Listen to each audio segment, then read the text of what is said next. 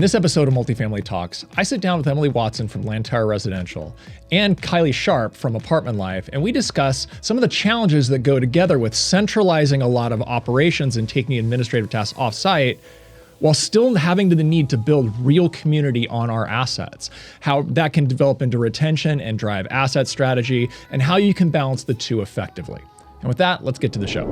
Kiley, Emily, thank you guys so much for coming in and having this conversation. I really appreciate that you guys were open to kind of having this discussion with me. And I want to set a little bit of the stage for the audience who didn't get the email that I sent to you guys as to kind of what I was thinking.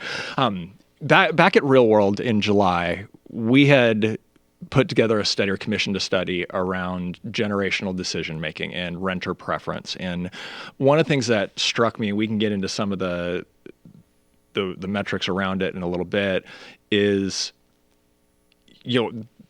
the sentiment was like the less I deal with the staff, the better, in overgeneralizing. And I started to think about these two trends about, okay, the trend towards centralization and more things being automated, but then, and I'll have you introduce yourself and kind of what you do and give you a reason why I think that I brought all you guys in here, is the still need for community building on our communities. And it matters, and how do these balance? So, Emily, if you wouldn't mind kind of introducing yourself first. I know for your organization, you've gone through a lot of effort to do, some of these centralized efforts, et cetera. So if you wouldn't mind sharing, a little bit about you, a little bit about your company and some of the efforts you have gone through, and then Kiley will jump over to you if that works. Sure, love to. So I'm the Chief Operating Officer for Lantower Residential. We have about 8,000 units now, with 5 in the development pipeline. So our thought, and really it started with just not having the talent pool in place that we used to have, and having to pay more for that talent pool, and with kind of increasing costs, with 50% of our NOI going to taxes and insurance before you even get to payroll, was really starting to squeeze and to remove kind of those being really kind of beholden to lack of staff. Every time we had a turnover, you could see it on a financial graph that we missed something. Okay. So that was really why we started, is that we could continue to give the quality of customer service, at the same time not kill the teams that were already there, kind of doing the things that were really hard, short staff, but kind of give them some breathing room. So this year we did centralize all of our ACM type functions back of house, if you will, sure, and really focused on customer experience. So, but it's been tough. That transformation hasn't been easy by any stretch of the means, because you're kind of in this squishy place where you're not really there yet, but it is where you're going. Maybe will require the same people, but they're not sitting in the leasing right office.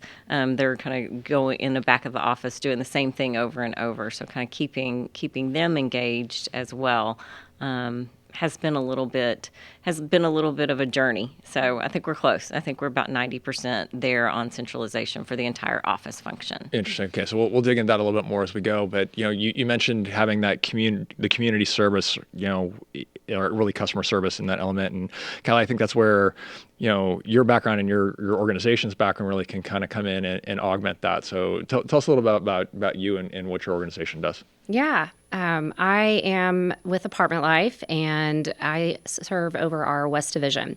But Apartment Life has been around for, 24 years almost. We serve about 40-ish states, and we are creating a culture of connectedness across probably 650 communities across the U.S., plus Canada, and a few over in the UK and Ireland. So this is a great topic for us. I mean, our whole goal is to really come in and be a part of the community, create that culture of connectivity, connecting residents with each other.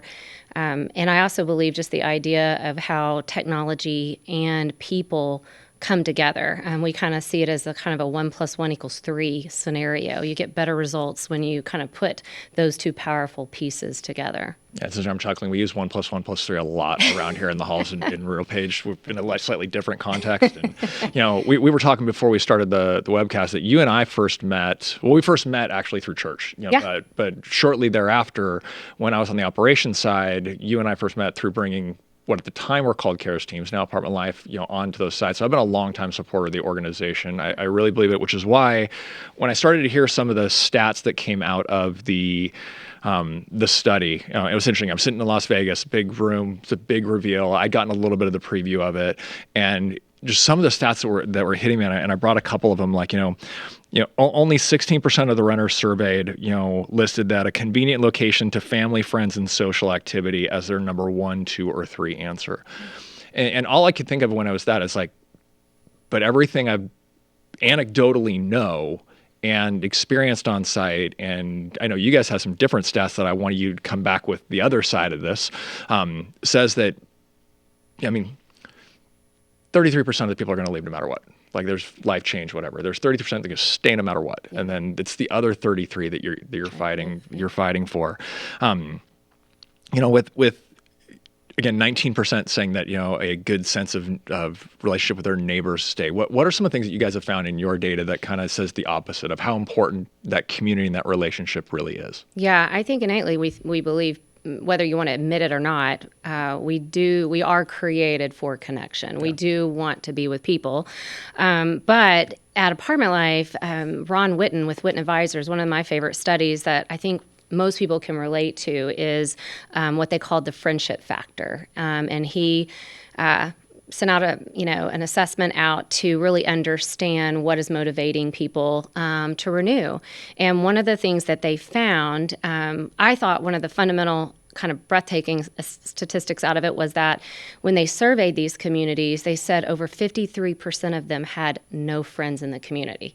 And so me as a person, I kind of sit back and go, that's pretty devastating to think, like that I know no one. If something were to happen to me, I have no one that I could call or go knock on their door or whatever that might be. So one, that's just a real life to me devastating kind of statistic. But what he began to find was when people could say they had friendship or some type of connection in the community, they saw the likelihood to change. And so the magic number was 7 for whatever reason or not. So if people could have 7 or more friends in the community, their likelihood to renew actually showed that it would almost double. And so for us, it really proved out in all facets and all ways that people in some way need to be connected to. They need to know they belong. They need to know they're seen and heard. And that will impact their decision on if they move to the next shiny object down the road. So Emily, turning over to you more on the operations side, if we know that, that connection of 7 is so important, how are you positioning that in your environment today? And did that thought process go through when you started thinking about how do we centralize some of these different solutions that oftentimes, as you put it, that back office person is no longer on the site, they're somewhere else? Right. For sure. I mean, I think the connection is all. You don't get drawn into this business, I don't think, if you don't have a heart for that and really the connection. And I do think that there's a responsibility on us to provide avenues for them to do that. But it also just makes good business sense. So certainly the Witten study was compelling for us, but for us in prior lives, I put a team on a property that had a 60% turnover, and in a year it went to 40% turnover. Wow. So I've seen it work from an asset manager side of it. I think the numbers are very compelling. And also in a prior life, we brought in Bain and Consulting to tell us kind of what are the most valuable target sectors for us. And you chose it for the location. It's like, okay, we get that. Yeah. State, location. The unit itself, fits their needs. But the third one that surprised us was sense of community. And they defined the most valuable sector as people that were willing to stay longer and pay more on renewals. So we've seen that, adding the Apartment Life teams to be able to decrease the turnover. But, I don't think it's any different than associate engagement, where we know that if people are engaged, and kind of the Gallup poll uses the best friend at work, and that kind of makes people scratch their head and go, best friend at work, I don't want to hang out with people that I work with. But they are highly engaged. So whether they're willing to admit it or not, it has proven out and kind of time and time again that if you have somebody across the hall, if you have somebody across the cubicle that you can reach out to and kind of bounce ideas off of, you stay longer. Yeah, no, it's interesting. And I don't know if you have the background into the Bain study or not. One of the things that again, when I looked at the study that started to peel out, where only like 19% of younger renters said, hey, I'm really looking for the sense of community thing. But 71% of them said a good sense of community or was either very or somewhat important, in deciding on which community they have. How do you communicate that within Lantower, especially like to a new prospect who might be out there? What are the ways that you're leveraging? Because I think of that back in the day, and I'm old, I get that. But, I would be in the office and I'd have that story of the resident that just came in, or they'd see that interaction with the resident that just came in. Again, if everything's happening through the phone, which we know it is, how do you help communicate that to that renter who's not with you yet? I think it has to be part of your tech stack. Sadly, and I'm old as well. So, but the days of going down to the clubhouse and meeting people and we still do that, at events, so that works too. But they date online, they meet people online, they converse online. So I think part of the resident portals and some giving them different avenues to be able to immediately connect. And if we can connect them almost when they move in, they're far more likely to be connected thereafter. So when we do have an apartment life team on board where they can meet them, kind of their welcome wagon from back in the day where we had those, to be able to say, here are all the different avenues that you can connect. One of them will resonate. And certainly, our teams have been there in their times of need, and that's really great. But we hope that we can kind of connect them even before they move in through our resident portal to where they can start making those connections. Awesome. Okay, we'll definitely come back to technology because after all, this is a RealPage podcast and it's technology. We'll just own that. But I want to go back to something that technology obviously was thrust to the forefront, at least as an industry back when the pandemic really hit. When we were planning this conversation out, and I was thinking about, okay, where were the different areas that I'd like to explore? One of the ones that jumped to the top of the list that I would imagine had to have been a hard time and a time of really steep transition for your organization, Kiley, and yours actually, obviously, was the pandemic. You mentioned community events. There was a period of time where you weren't allowed to do community events, even here in Texas. Now, it was short here in Texas, but how did you guys over at Apartment Life adjust for that? How did you get the word out? Like, what did that look like for you guys? Yeah, pandemic brought, you don't get together, and for a company that does things where they bring people together, it was a little scary at first. And we have an incredible team, and we just thought, okay, we need to take a step back and look at what are we good at and what do we do. And so we had to learn how to do things digitally very quickly and train our teams how to do online trivias, rate your space, like you name it. We did happy hours on your balconies and played music in the courtyard. I mean, you name it, we were doing it. We were doing online fitness classes. We had to pivot very quickly. But it was a way for us to continue to engage. And some of our customers will tell you they saw more online engagement on their social sites during that time than they'd ever seen, and engaging from their residents. But one of the things about Apartment Life, that there's 3 things that really are important to us: care, connect, and call. And so, 1, we want to care for residents. We want to connect them with each other, and we want to call others to do the same. And so the thing in the pandemic that we actually, I think, stood out and stood ground for us was the care aspect. We had multitudes of opportunity to care. And the most interesting and unique part was we were sometimes the only one left in the community representing the property on their behalf, because the staff couldn't even come and be on site. And so we were getting calls on how to help and how to be present there.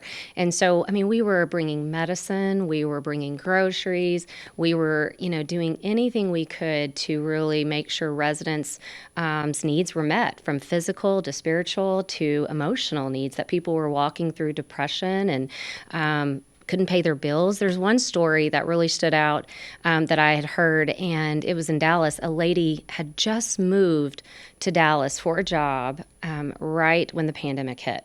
Well, of course, she was laid off. So she had no way to pay rent. She knew no one. She hadn't even bought furniture.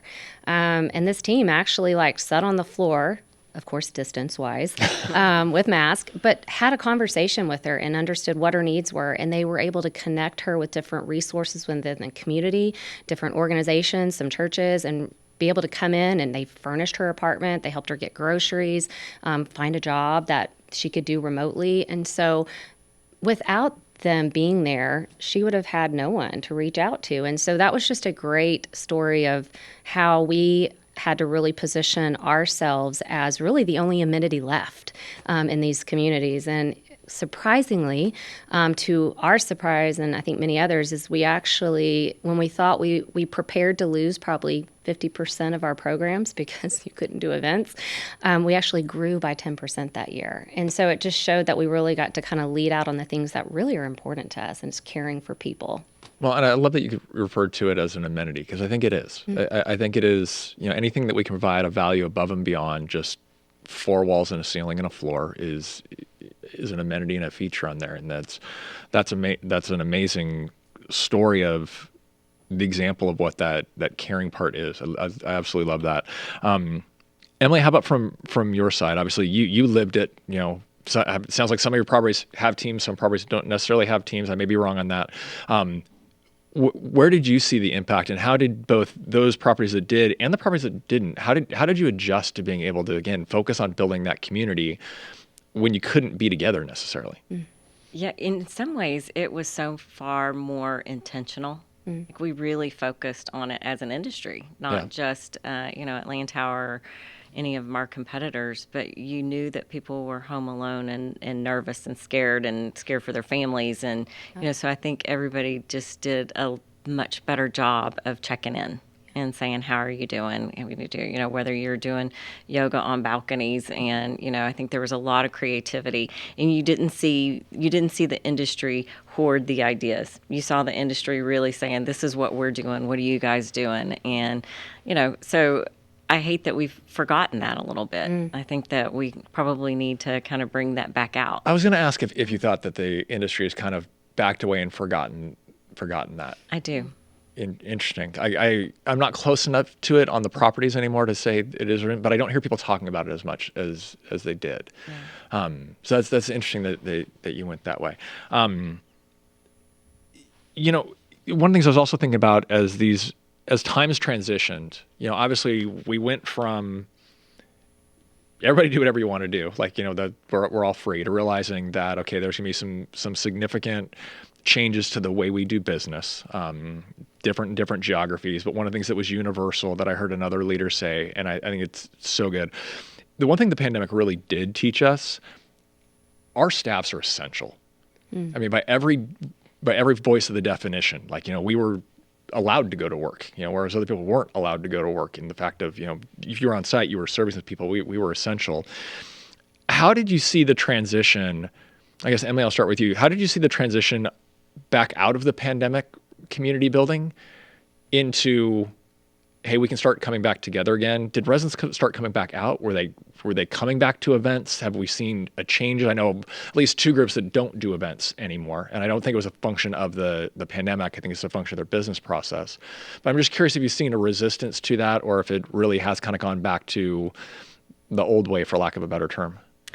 We still have events across the country, whether we're trying to do those in-house or we're outsourcing them to either our apartment life teams or to some, a third party that, kind of that's their thing. They're expensive to outsource to a third party.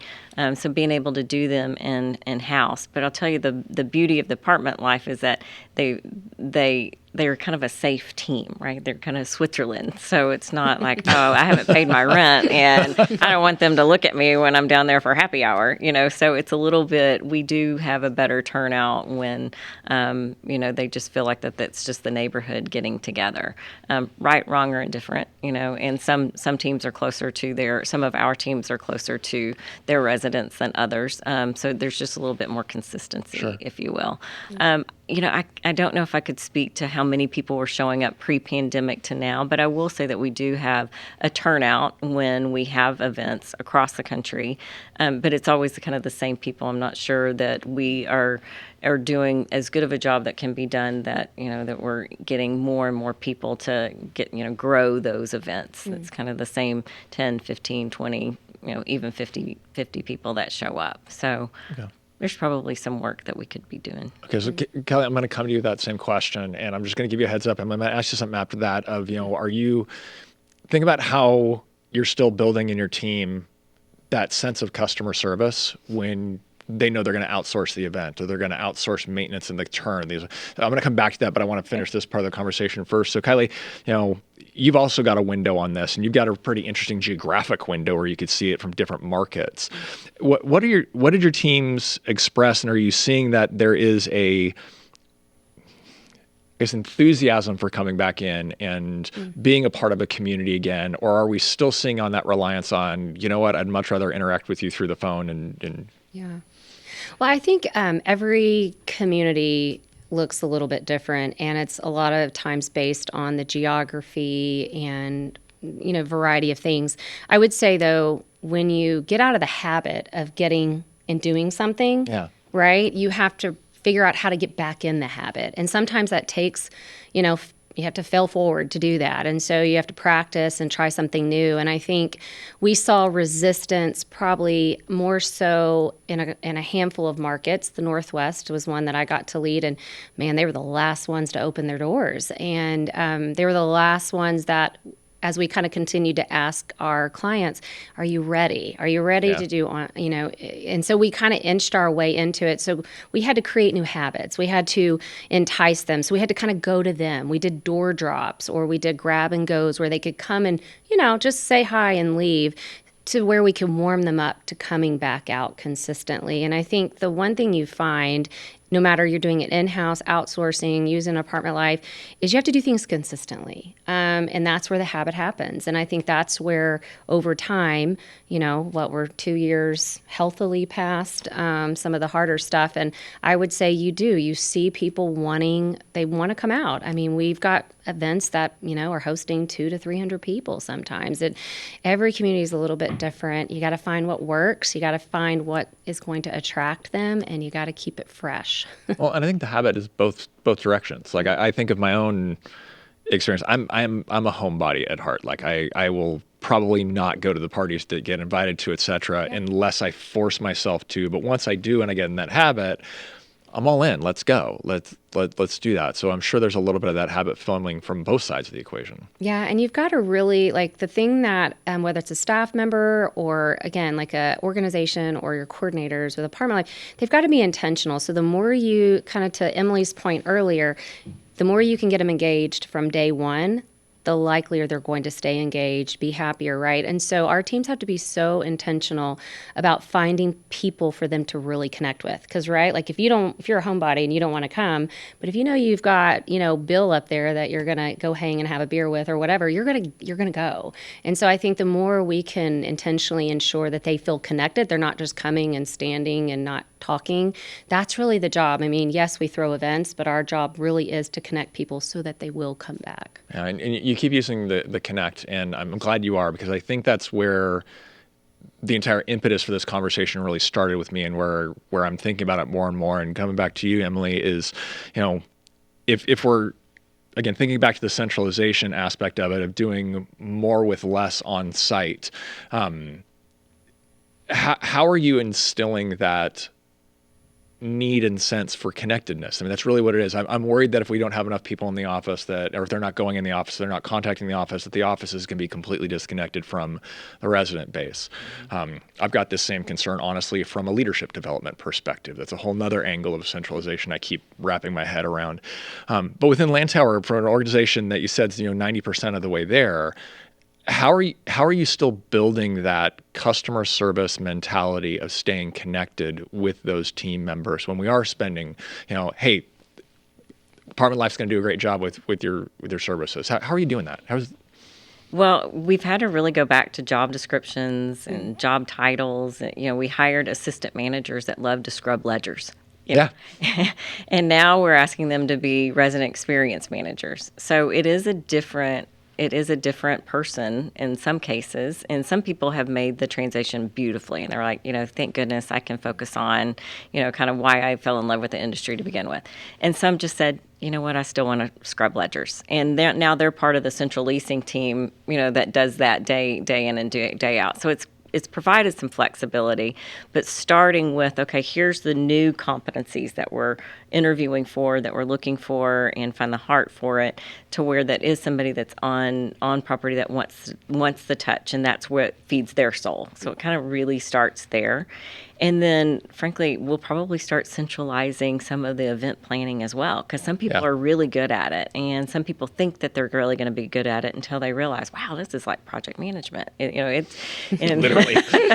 Whether I'm planning a networking event, because that's what kind of will get people and draw people out of their homes, or that they're planning, a big block party that, with clowns and everything.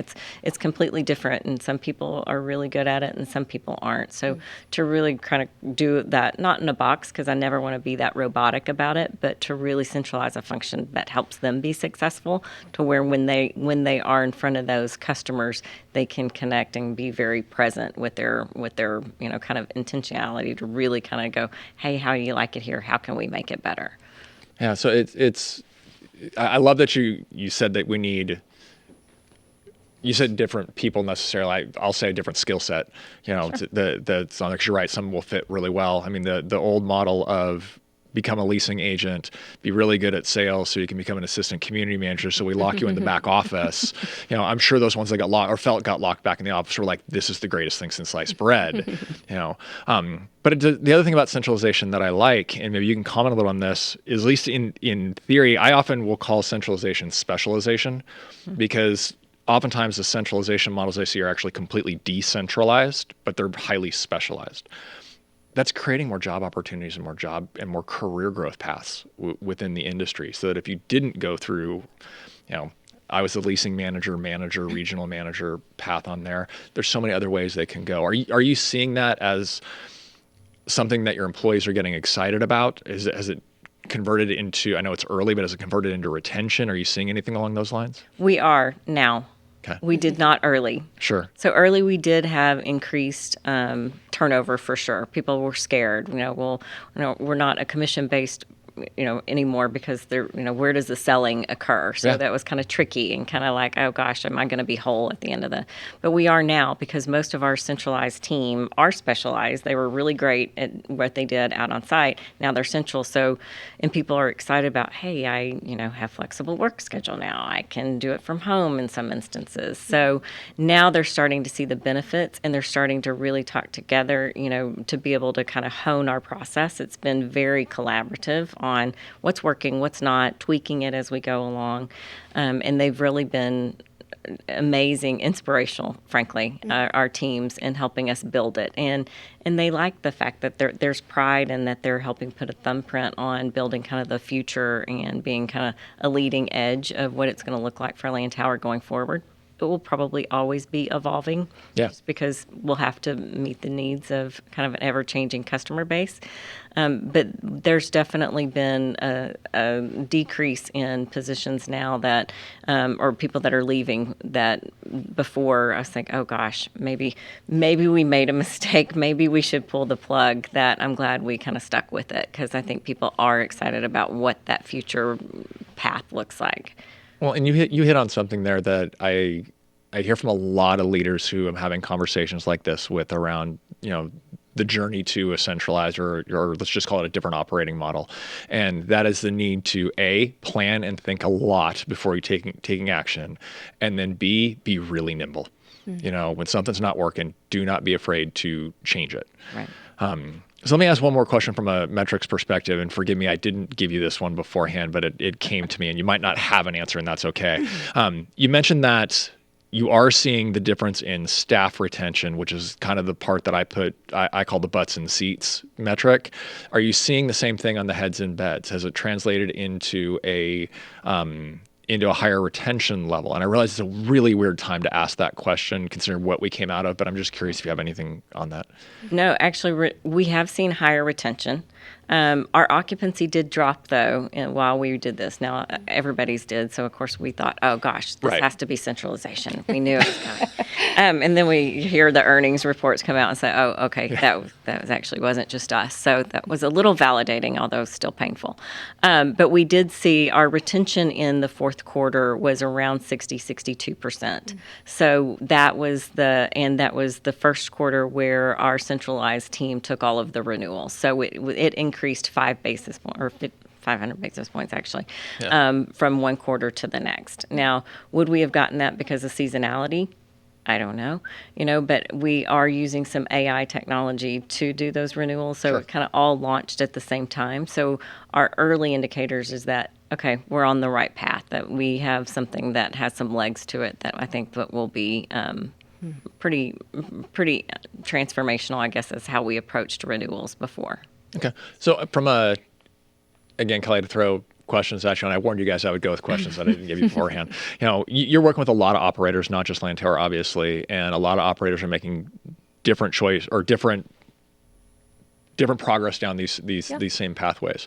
Are you seeing from the teams that are on site, the apartment life teams, are they feeling that impact when you see like the initial dip that you saw from a centralization? Is that something that your teams are communicating with those organizations and know what's going on and leaning into, or what? And again, you might not have the data off the top of your head, but I was just curious.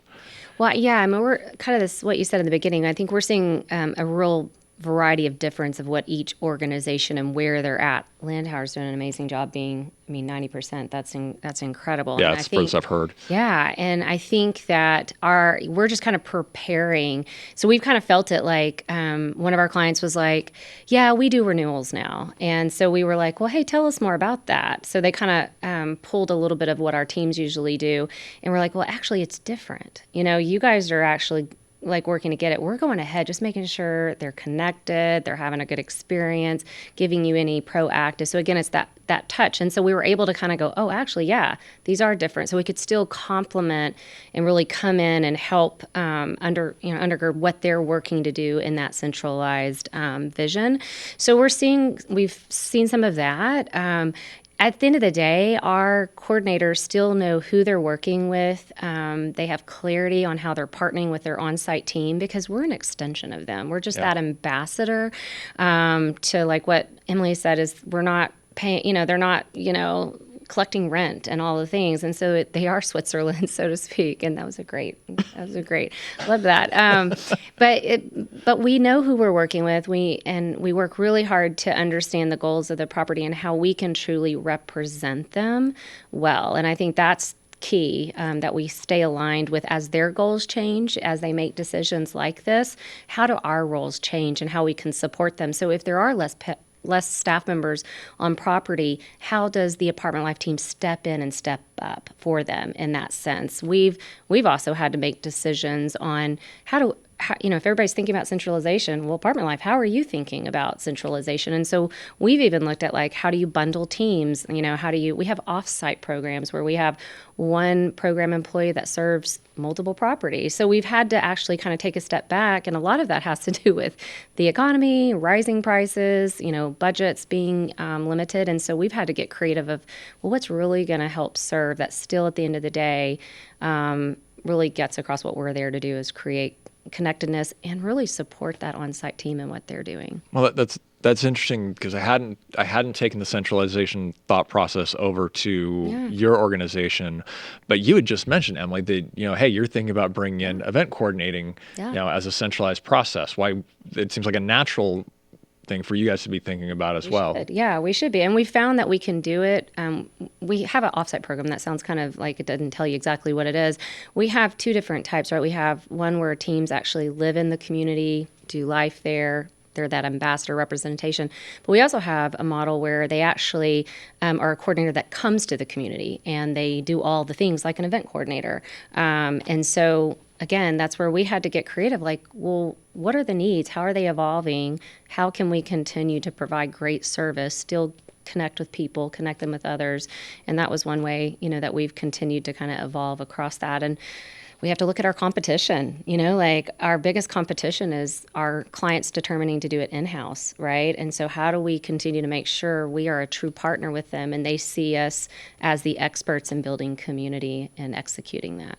It's interesting. So yeah, and I always think about, you've got that competition of bringing it in-house for sure. And then it's always, okay, well, how do you prove success? Like what are those metrics? Retention is obviously one metric that you'd say that. I would imagine Aura score is another one that we think of pretty generally. But when you're thinking about again, community building, and again, I'll put it back towards the centralization effort. When you were going through centralization, outside of retention, what were the other metrics you guys were looking at to say, okay, is this working both from a financial perspective, but also from an effectiveness of running our business and driving customer service, Emily? Yeah, we definitely start with retention. If there's not room in there, if we're already achieving a 40% turnover, it's probably not going to be a candidate for us. Will it be in the future as we do more and more centralization, and then I only have maybe one person or like a hostess depending on the size, or those kind of tweener, those where you don't really need a half a person, but you can't really go without it. That may be kind of a decision making. But at this point, it really comes down to retention because that's easy to underwrite. Or if the Aura scores are or the Google scores, in all the indicators that say, wow, we are not fulfilling the needs of our customers here, and we need some outside help to help us kind of fill those emotional put emotional deposits in our residents' bank accounts. That would be a great. But and then it will eventually lead to retention. Just kind of anecdotally, you hope that it would anyway, right? Even if it is a 55 or a 50% turnover. But if those are already low, it's probably we're going to continue to do those in-house or try to do it from a centralized because it's just really difficult to underwrite. Yeah. But in the same breath, you're still doing it. Mm-hmm. Like whether Austin or not, that's part of what I want to make sure we talked about was the importance of not looking at centralization in a vacuum of, hey, this is a strategy that is designed to solely drop, expense ratios that are in there. Because to your point earlier, if it's going to drop expense ratios and also drop occupancy by 2 points, that's not winning. Like it that way. So I guess for both of you, we'll kind of go back to the technology question. How you've talked a lot about this already. In fact, we started with resident portals. But from the operator side, Emily, how do you see technology playing into building that sense of community on the property? You can either talk about that from, hey, we're able to centralize these processes like AI in renewals and delinquency is another one. I hear about it a lot. But how are you thinking about where does technology fit in? And then Kiley, same question to you from a. Yeah, I mean, being an introvert myself, I'm also the one that says, I want you to want me to be at the party, but I'm not coming. But thank you for the invitation. And if I do, I'm going to Houdini in about an hour, and you won't even realize I left. Yeah. Yeah. But the times that I have been kind of dragged along, I do have fun. Yeah. And I'm glad I'm there. So I see kind of using technology to really kind of let people dip their toe into the community, to be able to kind of make those connections. We're in a safe environment from their couch.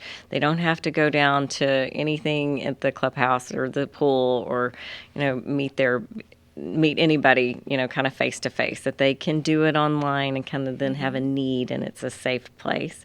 So that is kind of our phase 2, frankly, of our tech stack of being able to evolve into something that they can post something for sale online. They can post, I'm in the search of something. So those are kind of phase 2. So I think that my theory will be correct in that we will continue to build community because everybody is online for whether it's Facebook. And remember when we thought, oh, that's just the young people. And now you're like, oh, gosh, why did your mother ever? Yeah, right.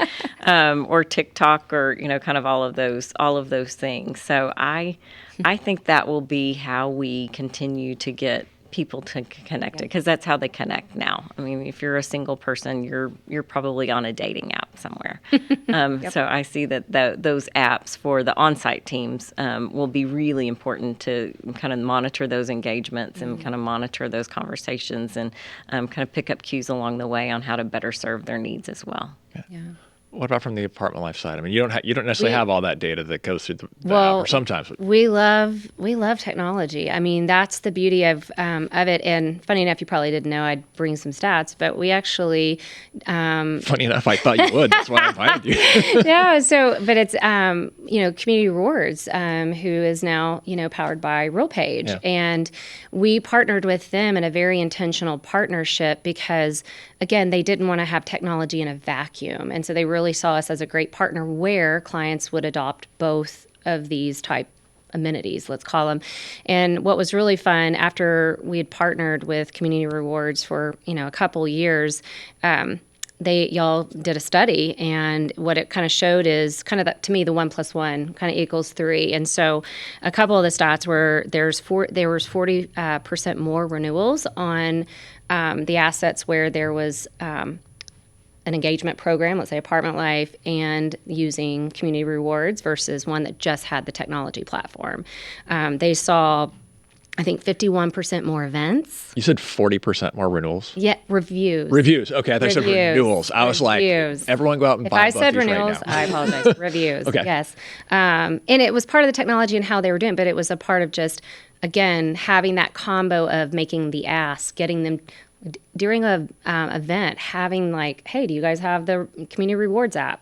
Did you know you can post a review? Yeah. You just said you loved this. Go post it. And so it was just that combination of intentionality of putting people with technology that we saw the power and the results under that. And we saw, more events happening. We saw more people showing up on the ones that had both. We would do polls. You saw more people engaged through that.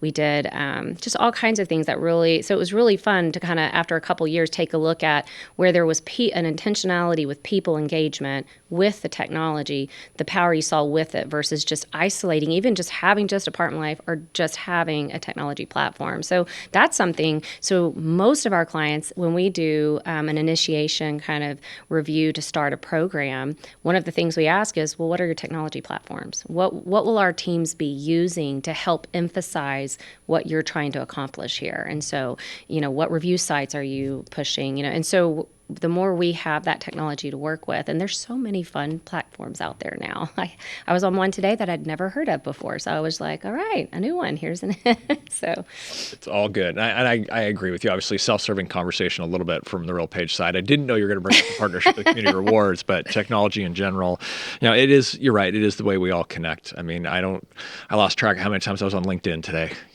just going back and forth. So I guess one more question for you, Emily, and then I'll go to the last question that I teed you guys up with that I ask all the guests. As an executive at an organization that has made significant strides towards centralization and specialization and clearly has a dedication to engaging with the customer and driving customer relationships, through relationships like, the one you have with Apartment Life.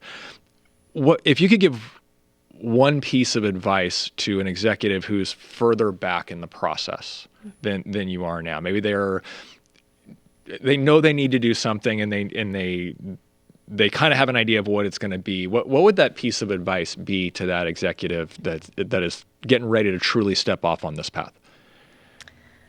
Align yourself with a bigger company that has gone before you. I would say we had some great tutelage from some of the bigger players that I am forever grateful for. And because they said, it's going to be hard. You're going to run into a wall and then you're going to back up and you're going to run into it again. And that's great. Let's do this. But it's true. And we should have, as much as you plan, it's not enough, all of the unintended consequences, but being able to really be in front of the communication to the teams and the whys and get them kind of excited about it and not scared. As much as I feel like that we tried that, I think that in retrospect we could have done better, and getting the training, the learning and development things in place, kind of tell them that it's coming, but then kind of really train them on the process, even though it might still be a little fuzzy on what that process is going to be. Try to get it as clad as you can, the processes and workflows, so they know that it's coming, and then they know when we're being nimble and when we're having a switch, that they understand the whys and they're a part of it because it's based on their feedback. So over and over. Like if we could do that, and and grit and perseverance, we kind of started with that training because we knew it was going to be tough, and I'm thankful that we did. But and just know that 5 or 10% are going to go, you know what, this isn't for me. I like the traditional way of doing things, and that's okay. Yep. Yeah. That's just part of life. There are a lot of organizations they can go to that are going to continue to operate that way, and that doesn't, which is another, again, we can go down this path all day long, but we're running towards the end of the time. You know, it is also very interesting to me as to how a specialist in one organization, what that career path looks like when you bounce organizations. Because it's going to be very different and much more specialized now. I think a lot of the way we kind of grew up in the industry, where I was a community manager here, and then I went over here, and then I went here, and then I went here, and then I went here, there's going to be more challenges to that from a career path development perspective. But For sure. We'll cross that bridge when we come to it. Okay, so last question I warned you guys on this, and Kiley, I'll start with you on this one. Is, you know, one of the questions I love to read. I'm constantly in books. I'm constantly looking for new recommendations. But one of the things I'm kind of obsessed with also is the career development and the building of the industry. I love this industry. We were joking earlier about, you know, once you're in, you don't get out. And if you kind of make it through that first year, you got to love it if you're going to stay in it. I've got a passion for okay, what would that up and coming leader? What's the one book, if you could recommend one book to an up and coming leader that you think is the one that they should read? So I was thinking it from a leadership perspective as someone that, you know, leads out. And so one of the ones that has been very impactful for my own leadership, not only for me, but just even my organization, my peers, is The Advantage by Patrick Lencioni. And I just think there's core foundational pieces about how you lead healthily, how you lead well, how you bring your team around, how you make decisions. And so that's been very impactful for me. And I love fiction more than I love self-help books, but I will take, if someone highly recommends it, I'm going to take it. And that was one I ate up pretty quickly. Well, and if you like fiction, you like the way Lencioni delivers. He does. It's very narrative. Yes. Absolutely. That's probably why I can. But you have to be special to love Lencioni too, because he's excitable. You know, it's interesting because he's the second author who's been recommended twice on that one. No, different books, but by both of them. But he's the second author that's been recommended twice. He's got a great podcast if you're just getting into like basic leadership or you're leading a team, and it's called At the Table, I think. And that's one. It's like 20 minutes, and you can just listen to it in the morning really quick, but it kind of inspires you to think about something differently during the day. But he's an excitable, very contagious leader. Yes. So right after you subscribe to this podcast, go subscribe to At the Table. Like that one. Exactly. Emily, how about you? I do like his books. 5 Dysfunctions of a Team was transformational kind of for me. Oh yeah.